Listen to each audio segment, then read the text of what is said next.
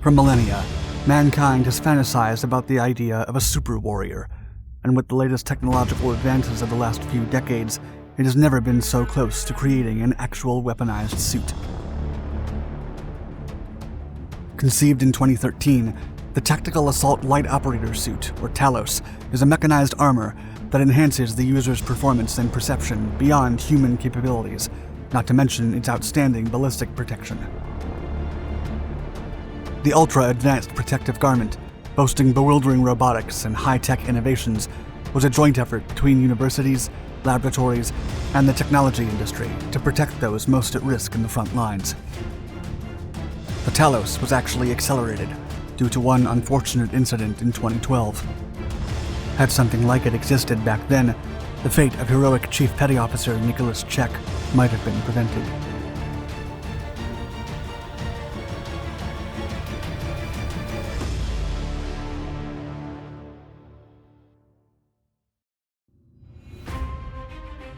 Selflessness.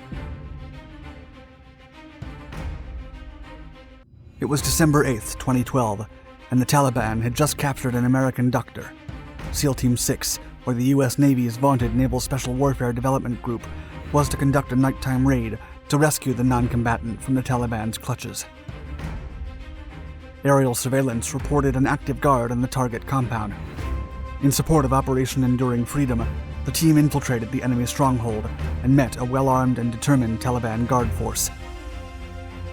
Led by Chief Petty Officer Nicolas Checque, the primary assault force skillfully maneuvered and approached the Taliban compound, having identified the exact building where the criminals were holding the hostage.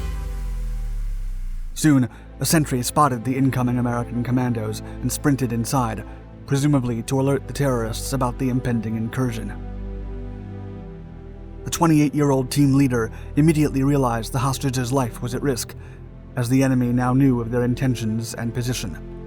Without hesitating, Checque then chased after the guard and rushed inside to single-handedly confront the enemy.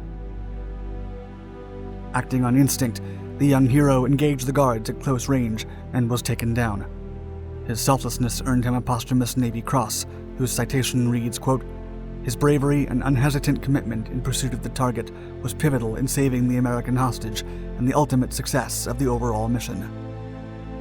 Indeed, the doctor was rescued and flown to safety. In the aftermath, Special Operations Commander Admiral William McRaven stated, quote, "I'm very committed, because I'd like that last operator that we lost to be the last one that we ever lose, in this fight or in the fight of the future." What if? The concept, first presented by Admiral McRaven, was conceived in May of 2013 as a direct consequence of the promising young man's loss, and the fact that standard combat gear had not evolved significantly from the days of World War II. It was named the Tactical Assault Light Operator Suit, or TALOS. It was military analyst Jared Keller who made the connection between TALOS and Checque in his reporting for Task and Purpose. Established via first-hand interviews, Keller determined that Checque was likely a catalyst for the program, writing in an article titled "The Inside Story Behind the Pentagon's Ill-Fated Quest for a Real-Life Iron Man Suit" that, quote, "Checque's sacrifice isn't just another story of courage and valor from the annals of U.S. military history. Just 1 year later, it would end up reigniting the U.S. military's attempt to reimagine the warfighter of the future, one cloaked in the safety of a suit of robotic armor." Historian and author Adrian Mayer further suggests that the acronym is a tribute to the Greek myth of Talos, a giant bronze android who appears in epic poems going back to 700 BC. Inspired by centuries of military imagery, the United States Special Operations Command, or SOCOM, set out to design a real-life exoskeleton with the help of universities, laboratories, and the technology industry. The project's brief outlined a bulletproof and weaponized suit with the additional ability to monitor vitals. In addition, it would also enhance the user's strength and perception, and would be built in layers of smart materials and sensors. The collaborative effort included the collaboration of no less than 56 corporations, 16 government agencies, 13 universities, and 10 national laboratories, namely the Defense Advanced Research Projects Agency, the U.S. Army Research, Development, and Engineering Command, and the Army Research Laboratory.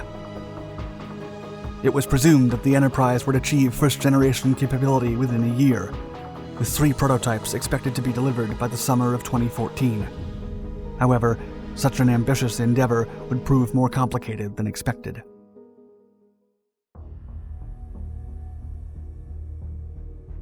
Mechanics. For some time, the fondly called Iron Man suit became the favorite topic in defense circles. But notably, it was never officially seen as a program, but more like an effort. SOCOM aimed to incorporate a powered exoskeleton, full body armor, and situational awareness displays, and promised capabilities beyond ballistic protection. Enhanced combat capabilities included enabling soldiers to run faster and longer, but more importantly, without getting fatigued. Furthermore, the suit would allow commandos to not only lift heavier objects than normal, but to carry and hold them for significantly longer periods.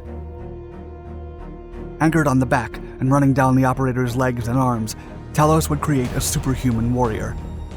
Still, the exoskeleton was never intended to clothe every soldier in a squad, and was initially envisaged to protect the most vulnerable, like those who breach through doors first, the lead operators. One of its major components was a specialized fluid that would sustain a low-density state until impacted from the outside. Then, in an instant, the material would harden enough to stop a bullet in midair. Meanwhile, several other features were designed to increase comfort, namely internal heating and cooling, with adaptive temperature control depending on the climate. In the desert, the ability to keep lower body temperatures would significantly decrease a commando's fatigue. In contrast, heating could prevent joints from getting stiff or numb due to freezing temperatures. Additionally, the intelligent armor would gather health information from the operator, and even observers, such as heart rate, stress, and injuries, all in real time. At one point, it was also suggested that the system could administer wound-packing gauze, but the concept was never clarified. While Lieutenant Commander Lee Cohen completed the prototype selection process on behalf of SOCOM, the Enterprise soon proved to be out of reach for current technologies.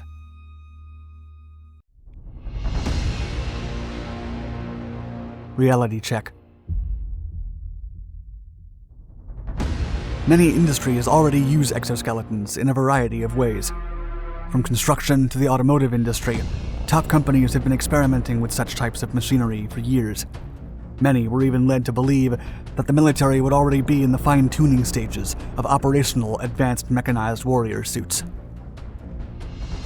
In reality, however, some defense officials have asserted that the futuristic concept would not be practical or even functional until at least 2026.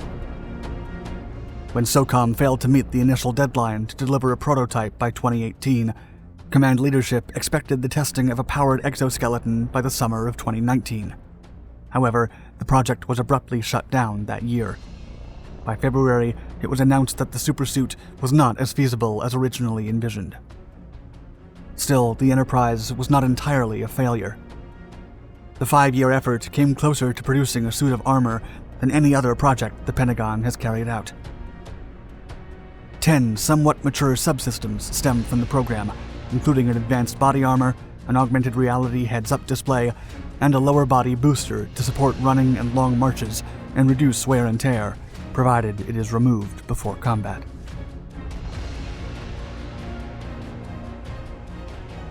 Thank you for watching our video. If you enjoyed it, please give us a like and let us know your thoughts in the comments below. And for more military-inspired stories, don't forget to subscribe to all our Dark Documentaries channels and hit the bell icon to be notified of our newest content. Stay tuned.